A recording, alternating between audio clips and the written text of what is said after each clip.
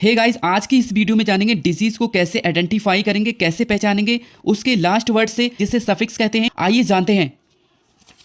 यदि किसी भी डिजीज के आगे एल्जिया लिखा होता है तो वह पेन की कंडीशन होती है। एग्जाम्पल की बात कर लेते हैं, न्यूरल्जिया। जिस डिजीज के आगे एल्जिया लिखा होता है तो वह पेन की कंडीशन होती है। न्यूरल्जिया क्या होता है? ये एक नर्व पेन वाली कंडीशन होती है जिसमें नसों में दर्द होता है। नेक्स्ट बात कर लेते हैं, जिस डिजीज के आगे ईमिया लिखा होता है तो वह ब्लड की कंडीशन होती है। जैसे एग्जाम्पल की बात करें, एनीमिया।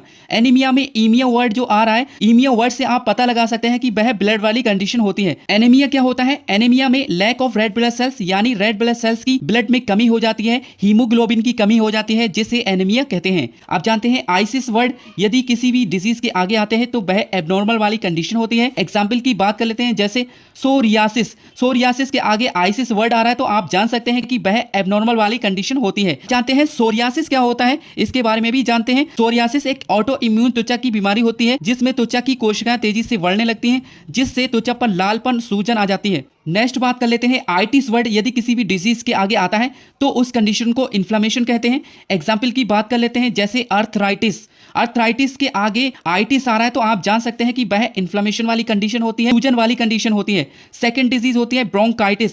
जिसके आगे आइटिस लिखा होता है उसे इन्फ्लेमेशन वाली कंडीशन कहते हैं। अब जान लेते हैं, यदि किसी भी डिजीज के आगे मलेशिया लिखा होता है तो वह सॉफ्टनिंग वाली कंडीशन होती है। एग्जाम्पल की बात कर लेते हैं, कॉन्ड्रोमलेशिया। जिसके आगे मलेशिया लिखा होता है तो वह सॉफ्टनिंग वाली कंडीशन होती है। कॉन्ड्रोमलेशिया क्या होता है, इसके बारे में भी जान लेते हैं। कॉन्ड्रोमलेशिया एक ऐसी डिजीज होती है जिसमें घुटनों के ऊपर जो पटेला होता है उसके नीचे की चिकनी कार्टिलेज सॉफ्ट हो जाती है, नरम होकर टूटने लगती हैं। यदि किसी भी डिजीज का आगे मिगैली लिखा होता है तो उस कंडीशन को इनलार्जमेंट कहते हैं।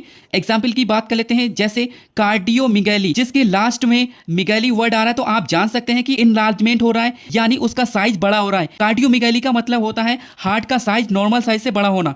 सेकंड है ओमा। यदि किसी भी डिजीज के आगे आता है उसे ट्यूमर या मास वाली कंडीशन कहते हैं। एग्जाम्पल की बात कर लेते हैं, जैसे मिलेनोमा। ओमा वर्ड लास्ट में आ रहा है तो आप जान सकते हैं कि वह ट्यूमर या मास वाली कंडीशन होती है। मिलेनोमा एक प्रकार का कैंसर होता है जो त्वचा की ऊपरी लेयर में होता है। अब जानते हैं, यदि किसी भी डिजीज के आगे पैथी लिखा होता है तो उसे डिजीज कहते हैं। एग्जाम्पल की बात कर लेते हैं, न्यूरोपैथी। पैथी वर्ड जो है लास्ट में आ रहा है तो आप जान सकते हैं कि वह डिजीज वाली कंडीशन होती है। न्यूरोपैथी क्या होता है? न्यूरोपैथी एक ऐसी कंडीशन होती है जिसमें नर्व्स डैमेज हो जाती है, नसों में होने वाली समस्या को न्यूरोपैथी कहते हैं। अब बात कर लेते हैं पीनियो वर्ड। यदि किसी भी डिजीज के आगे आता है तो उसे डेफिशिएंसी, लैक कहते हैं, यानी कमी कहते हैं। एग्जाम्पल की बात कर लेते हैं, ल्यूकोपीनिया। पीनिया वर्ड लास्ट में आ रहा है तो आप जान सकते हैं कि डेफिशिएंसी हो रही है, कमी हो रही है। ल्यूकोपीनिया क्या होता है, इसके बारे में थोड़ा जान लेते हैं। ल्यूकोपीनिया एक ऐसी कंडीशन होती है जिसमें व्हाइट ब्लड सेल्स की संख्या समान से कम हो जाती है। व्हाइट ब्लड सेल्स की संख्या कम होने के कारण इन्फेक्शन होने का खतरा होता है, क्योंकि व्हाइट ब्लड सेल्स के अंदर इन्फेक्शन से लड़ने की क्षमता होती है। ऐसे ही हिंदी में जानकारी के लिए हमें फॉलो करें और हमारे चैनल को सब्सक्राइब करें। मिलते हैं नेक्स्ट वीडियो में।